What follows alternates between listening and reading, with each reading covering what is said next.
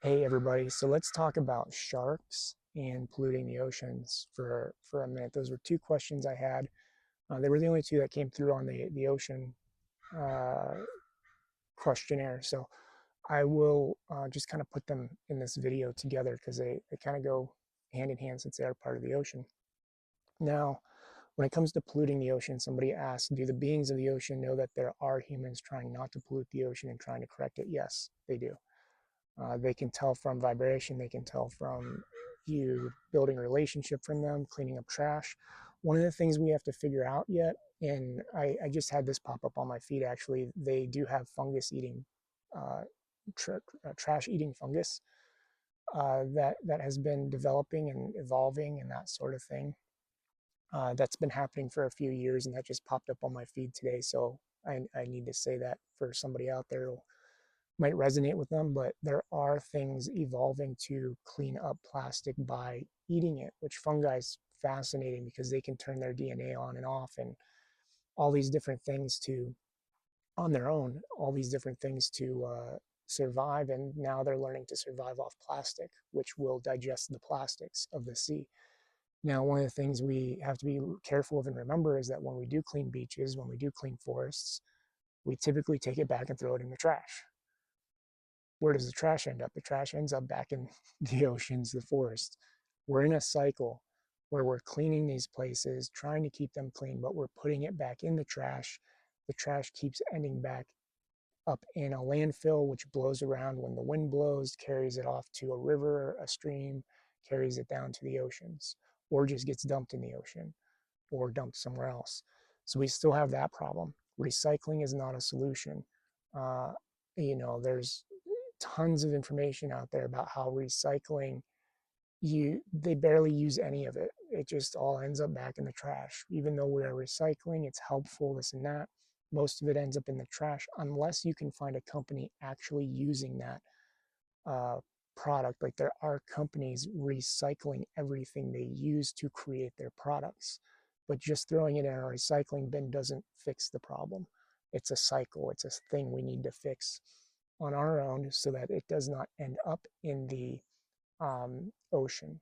That's the biggest thing. If it ends up in a trash can, sooner or later it's going to probably end up in the ocean or just sit in a landfill and pollute the earth itself. So we have cycles to take care of. We have these things that we have to remember. Yes, we clean the trash up in the local natural neighborhood, but what's the true solution to keeping it out of the landfill, out of the ocean, out of polluting the earth?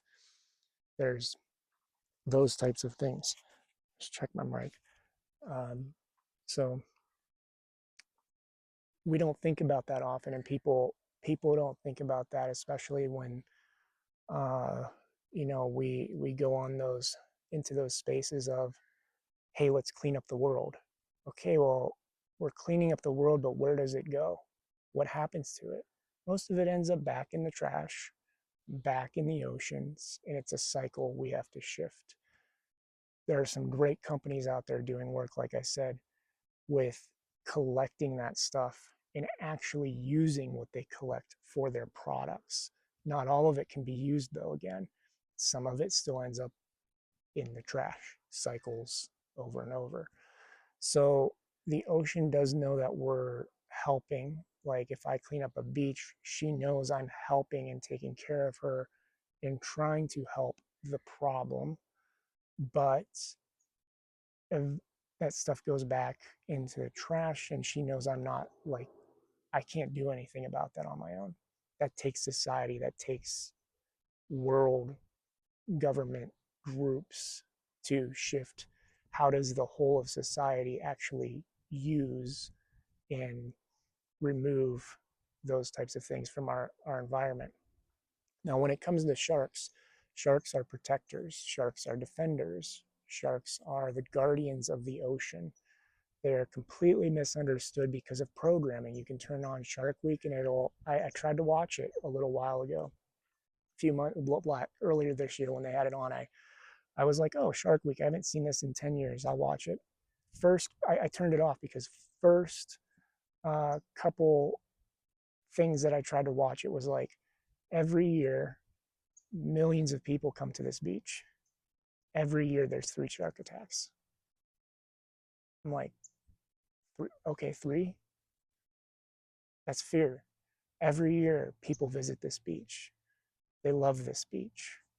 There's 5 shark attacks. Every year, this and that. And then trying to create fear around the fact that there's shark attacks at the beach. Well, your chances of actually getting attacked by a shark, first of all, most of them aren't attacks.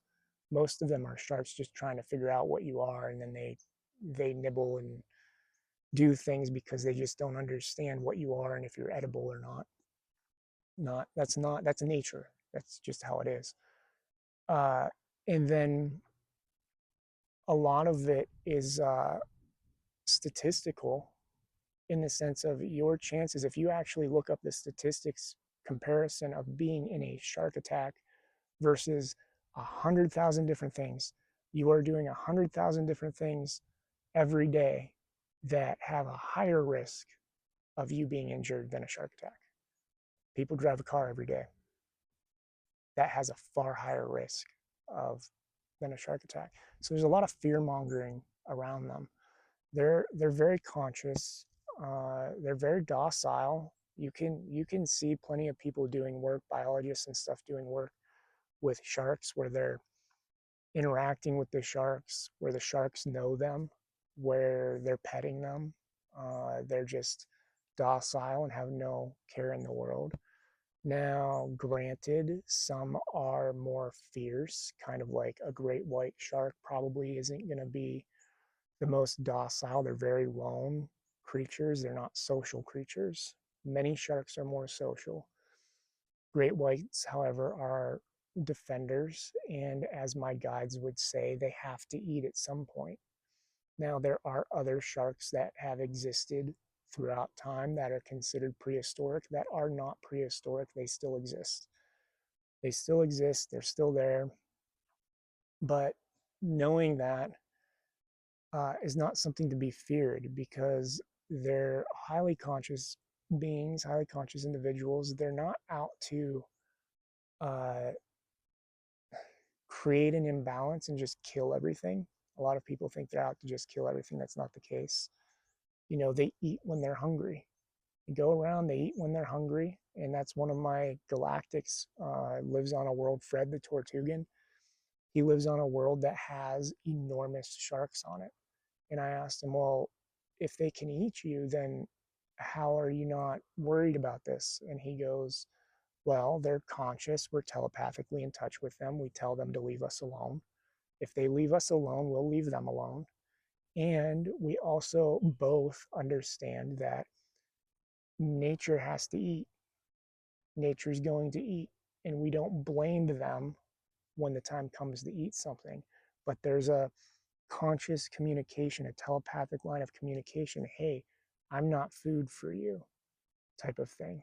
And people should understand that as we evolve, there are beings that are carnivorous, like sharks, and they're going to eat. But that's nature. That's how they were designed. They're meant to do that to keep balance in the world. They shouldn't be harmed or shamed or hated for any of that. That's just who they are. And then there are beings like us who have access to plants who are more herbivorous. We're omnivorous, but we're more herbivore. If you look into the biology of our mouth structure, the way our jaw moves, all these types of things, we're meant to eat more plants. Just though, because we're meant to eat more plants and we see the world in more of a kindness lens, oh, excuse me, the sun's starting to come out and glare into my eye. Um, just because we see the world through more of a lens of kindness and empathy and all that doesn't mean the animals don't too.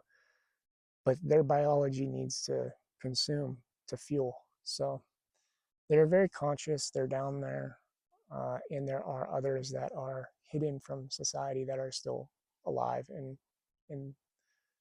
thriving is the words my guides would use. Even though there's few of them, they are thriving. So keep that in mind. Sharks are not to be feared. Much love to you. Grateful for each and every one of you.